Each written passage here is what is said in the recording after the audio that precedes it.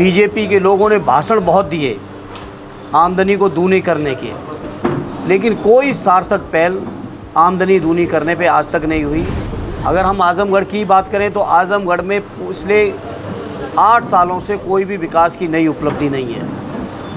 लगातार आजमगढ़ के लोग उपेक्षित हो रहे हैं, समय से नहरों में पानी नहीं है। मैं समझता हूँ देश के अंदर सबसे अमर्यादित आचरण की कोई पार्टी है तो भारतीय जनता पार्टी है। जहाँ इन्होंने काला धन लौटाने की बात की थी, काला धन देश से और चला गया। न केवल विजय माल्या और भी कई नाम ऐसे हैं जो देश का सफ़ेद धन लूट के चले गए।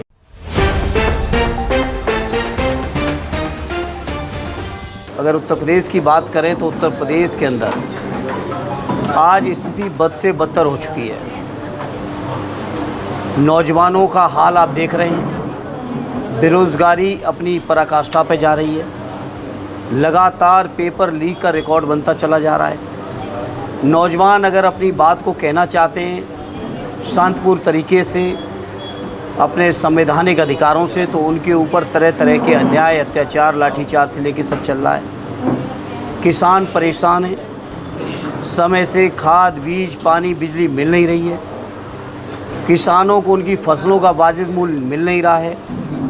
बीजेपी के लोगों ने भाषण बहुत दिए आमदनी को दूनी करने के, लेकिन कोई सार्थक पहल आमदनी दूनी करने पे आज तक नहीं हुई। कोई सार्थक पहल इस बात पे नहीं हुई किसानों की लागत कैसे घटे।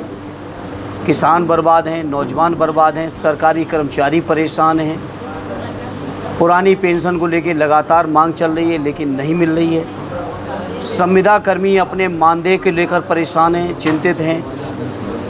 नौकरियां लगातार छीनी जा रही हैं। आरक्षण पूरी तरह से ख़त्म किया जा रहा है। संविदा नौकरी के माध्यम से, आउटसोर्सिंग के माध्यम से पूरे पीढ़ी परिवार को उपेक्षित किया जा रहा है। तो आज मैं कह सकता हूँ देश और प्रदेश के अंदर बीजेपी की सरकार से जनता पूरी तरह निराश है। अगर हम आजमगढ़ की बात करें तो आजमगढ़ में पिछले 8 सालों से कोई भी विकास की नई उपलब्धि नहीं है। लगातार आजमगढ़ के लोग उपेक्षित हो रहे हैं, समय से नहरों में पानी नहीं है। बिजली के संकट को आप देख रहे हैं। ट्रांसफार्मर अगर एक बार फूकता है तो महीनों महीनों नहीं बदला जा रहा है। ये हालत पूरे आजमगढ़ में आप सबने के पास भी सूचनाएं आ रही होंगी। तो आज इस मौके पर हम इतना ही कहना चाहते हैं अपने समाजवादी पार्टी की ओर से कि हम समाजवादी लोग जनता के दुख में, दर्द में न केवल शामिल हैं बल्कि उनके साथ हर संघर्ष में खड़े हैं। और हमें यकीन है कि आने वाले समय में समाजवादी पार्टी आदरणीय अखिलेश यादव जी के नेतृत्व में उत्तर प्रदेश की जनता का प्रचंड विश्वास हासिल करके न केवल सरकार बनाएगी बल्कि सामाजिक न्याय की एक नई राज्य की भी स्थापना करेगी। जो लोग नारा देते थे पार्टी विद डिफरेंस की, जो लोग बहुत भाषण दिए हैं स्वच्छताओं की, जो लोग दिन रात गुमराह करते हैं परंपराओं मर्यादाओं के नाम पर, मैं समझता हूँ देश के अंदर सबसे अमर्यादित आचरण की कोई पार्टी है तो भारतीय जनता पार्टी है। इसलिए सवाल भारतीय जनता पार्टी के लोगों से आप सबको पूछना चाहिए। वो लोग जवाब नहीं दे रहे। अब ये तो आप लोगों की अपना टैलेंट है कि आप जवाब ढूंढें, जवाब निकलवाएं। ये तो मैं समझता हूँ पत्रकार मित्रों आपकी असफलता है कि बीजेपी के लोगों से आप जवाब भी नहीं ले पा रहे हो। और हो सकता है कुछ साथी ज़्यादा जिद करेंगे जवाब लेने की तो मुकदमे के भी शिकार हो जाएंगे। हो सकता है मुकदमों से साथी बच रहे होंगे। देखिए लगातार मैंने कहा कि नौकरियां घटा रहे हैं और नौकरियों को जहां स्थायी होना चाहिए, सरकारी होना चाहिए, उनको संविदा के माध्यम से, आउटसोर्सिंग के माध्यम से आरक्षण ख़त्म करने का इन्होंने एक फार्मूला निकाला है। और इसी तरह की स्थिति को पैदा ये कर रहे हैं जो बात आपने कही। मेरा सिंचाई विभाग के जो कर्मचारी साथी हैं जो आंदोलन में हैं उनको अपनी पार्टी की तरफ से पूरा समर्थन और उनको विश्वास दिलाते हैं हम समाजवादियों को जब मौका मिलेगा तो आपकी समस्याओं का समाधान भी करेंगे। आदर माल्या ने किसी इंटरव्यू में कहा है कि मैंने बीजेपी को बता के देश छोड़ा था। किसने? माल्या ने। तो ये बीजेपी वालों से पूछिए ना, जो लोग 2014 में भाषण दे रहे थे लोकसभा के चुनाव के समय कि 100 दिन के अंदर स्विस बैंक का काला धन लौट आएगा। काला धन अगर एक भी लौटा हो, 100 दिन की बात छोड़िए, 11 साल से ज़्यादा हो चुके हैं। अब वो कैलकुलेशन लगाइएगा कितने दिन हुए। 11 साल से ज़्यादा शासन चलाने के बाद कहीं कोई काला धन नहीं लौटा है। तो ये बीजेपी के लोग ये मान के चलिए, और हम समाजवादियों की तो स्थायी मान्यता बन चुकी है कि बीजेपी वाले जो कहेंगे समझ लेना ठीक उल्टा होने जा रहा है। जहाँ इन्होंने काला धन लौटाने की बात की थी, काला धन देश से और चला गया। न केवल विजय माल्या और भी कई नाम ऐसे हैं जो देश का सफ़ेद धन लूट के चले गए, काला धन लौटाने की तो बात छोड़िए। तो ये बीजेपी के लोग जो कहते हैं ठीक उल्टा करते हैं। कहीं काला धन नहीं लौटा, कहीं बेरोज़गारी ख़त्म नहीं हुई, कहीं किसानों की आमदनी नहीं बढ़ी। एक मुद्दा, चाहे इनके 14 का चुनाव देखिए, 17, 19, 22, 24 जितने चुनावी वादे हुए, एक भी वादे पर भारतीय जनता पार्टी खरी नहीं उतरी है। सर 2027 में जनगणना कराने, जातिगत जनगणना कराने की बात है, इसके पीछे का क्या मंशा है, क्यों अभी नहीं और इतना लंबा समय क्यों लिया जा रहा है? देखिए, कोई भी मंशा इस्तेमाल करना चाहें करें। मैं इस मौके पर याद करूंगा सदैव नेताजी को। मैं उस समय सदन में था, मुझे सौभाग्य मिला था उनके साथ बैठकर चीज़ों को देखने, समझने, सुनने का। सदैव नेताजी ने जिस लड़ाई को शुरू किया था 2010 में, और उस लड़ाई को जो आदरणीय अखिलेश यादव जी लगातार लड़ रहे थे, अभी संसद के पिछले सत्र तक वो लड़े, और इस बात को लगातार उन्होंने कहा कि देश के अंदर जाति जनगणना होगी। और यहाँ तक कहा कि बीजेपी के लोगों, आप आज सत्ता में हो, आप करना हो तो कर दो, और नहीं करोगे तो समाजवादी लोग अभी आंदोलन के रास्ते पर हैं, और जब सत्ता में आएंगे तो जाति जनगणना कराएंगे। तो आज इस मौके पर जहाँ मैं सदैव नेताजी को श्रद्धांजलि देता हूँ, आदरणीय अखिलेश यादव जी को इस बात की बधाई देता हूँ कि उनके संघर्ष की दम पर आज देश के अंदर जाति जनगणना हो रही है। अब ये जो लगातार उसमें भी जनगणना में भी षड्यंत्रबाजी चल रही है। अभी हमने थोड़ा सा एक जानकारी जुटाई तो पता चल रहा है कि बैकवर्ड को एक साथ नहीं रखना चाहते हैं, क्योंकि आप जानते हैं कश्मीर से लेके कन्याकुमारी तक, गुजरात से लेके आसाम तक, अलग अलग प्रांतों में पिछड़े वर्ग के लोग अलग अलग टाइटल से जाने जाते हैं। लेकिन ये बीजेपी के लोग ये षड्यंत्र करना चाहते हैं कि पिछड़े वर्ग के लोगों की संख्या एक मुश्त क्या है ये पता न चल पाए।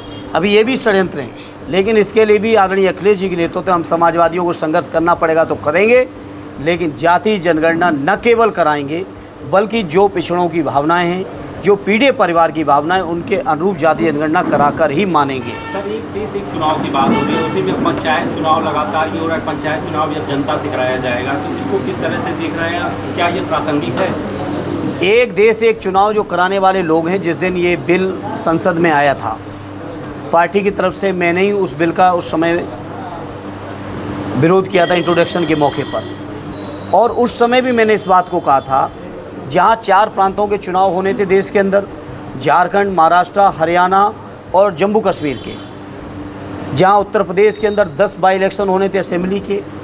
जब ये इतने चुनाव एक साथ नहीं करा सकते हैं, तो आप सोचिए ये एक देश एक चुनाव की भावना कैसे कर सकते हैं। और बीजेपी के लोग पूरा का पूरा षड्यंत्र कर रहे हैं। अगर इनकी नीयत थी एक देश एक चुनाव की, या बीजेपी के लोग कहते हैं इससे लाभ है, तो मेरा बीजेपी के लोगों से पूछना है कि आखिर लोकसभा के चुनाव के साथ महाराष्ट्र का चुनाव क्यों नहीं कराया, हरियाणा का चुनाव क्यों नहीं कराया, झारखंड और जम्मू कश्मीर का चुनाव क्यों नहीं कराया। ये बीजेपी के लोग, मैं नाम नहीं लूँगा, लेकिन बीजेपी के बड़े बड़े संवैधानिक पदों में बैठे हुए लोगों ने मेरे सामने खुद कहा कि हमने अपनी सहूलियत से चुनावों को अलग अलग कराया। तो ये बीजेपी के लोग अपनी सुविधा देखने वाले लोग हैं। इनकी मंशा एक देश एक चुनाव कराने की नहीं है, बल्कि इनकी मंशा इस बात की है कि समाज के अंदर जो सवाल आज खड़े हैं, दलितों के, पिछड़ों के, रोजगार के, किसानों के, बुनकरों के, संविदा कर्मियों के, फौजी भाइयों के, अग्निवीर का जो सवाल खड़ा हुआ है, जो पुरानी पेंशन की मांग कर रहे हैं हमारे पैरामिलिट्री फोर्सेस से लेके सारे सरकारी कर्मचारी, उन कैसे मुद्दों को चर्चा से बाहर करके एक देश एक चुनाव की चर्चा लाई जाए, इसलिए षड्यंत्र हैं। बीजेपी के लोग कैसे रोज़गार छीने, वो नित्य नए षड्यंत्र करते हैं। 69,000 शिक्षकों में किस स्तर की बेईमानी हुई, माननीय न्यायालय ने क्या क्या उनके बारे में कहा, सर्वोच्च न्यायालय तक मामला चला गया, क्या क्या बातें हुई, वो छुपी नहीं है। ये किस तरह से रोज़गार जिनको मिले उनको रोज़गारों को छीना जाए, कैसे षड्यंत्र किया जाए रोज़गार ना मिले, कैसे आरक्षण छीना जाए, रात दिन इस षड्यंत्र और उधेड़-बुन में बीजेपी के लोग रहते हैं। लेकिन अब देश और प्रदेश का जनमानस जागरूक है, अब किसी भी षड्यंत्र में इनके फंसने वाला नहीं है।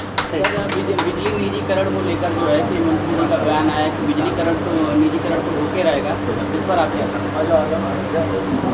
मंत्री जी इसके अलावा तो कुछ कर नहीं पाए।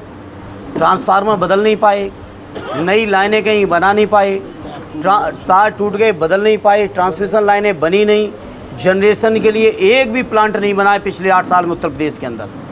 जो उत्तर प्रदेश के अंदर या देश के अंदर हमारे बुज़ुर्गों ने, हमारे पुरखों ने चीज़ें तैयार की हैं, उनको बेचने का अलावा इस सरकार के पास कौन सा काम है आप बताओ।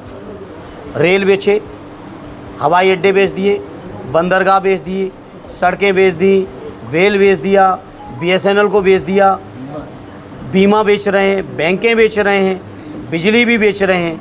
तो अब देश और प्रदेश का जनमानस इन बीजेपी के लोगों की जो नीति और नियत और षड्यंत्र हैं उनको समझ भी रहे हैं और इनका जवाब भी देंगे। हालांकि हम समाजवादी लोग अपने मुंह से नहीं कहना चाहते, लेकिन ये ज़रूर कह सकता हूँ, देश के अंदर, प्रदेश के अंदर, परिवार के अंदर लायक उसको माना जाता है जो कुछ ना कुछ अपना एसेट बढ़ाए। जो एसेट को बेचेगा उसका क्या नाम होता है मुझे अपने मुंह से नहीं कहना है, आप सब लोग समझदार हैं। हम सब लोग अपने परिवारों में के बीच में सब लोग रहते हैं। मैं समझता हूँ कोई भी स्वाभिमानी पुरुष इस बात को नहीं स्वीकार करेगा कि उनके परिवार की महिला को कोई दूसरा व्यक्ति जाके सिंदूर बांटे, और ना ही कोई हमारे देश की स्वाभिमानी माता बहन इस बात को स्वीकार करेगी, क्योंकि ये सिंदूर केवल सिंदूर लाल रंग नहीं है। ये सिंदूर मैं समझता हूँ लोगों के जज्बातों का, भावनाओं का, पूरे जीवन, और जिस सनातन धर्म को लोग मानते हैं वहाँ तो 7 जन्मों की मान्यता है। लोग किस तरह की भावनाएं रखते हैं उसके बारे में मैं समझता हूँ उनका सम्मान करना चाहिए भावनाओं का। बीजेपी के लोगों को हर बात में राजनीति नहीं करनी चाहिए, और राजनीति अगर हर चीज़ में करेंगे तो लोग भी अपने तरीके से उसका जवाब देंगे। CIB इंडिया न्यूज की सभी खबरों को देखने के लिए लाल रंग की बटन को दबाकर चैनल को सब्सक्राइब जरूर करें, घंटी जरूर दबाएं ताकि हमारी सभी खबरों के नोटिफिकेशंस आप तक पहुंचते रहें।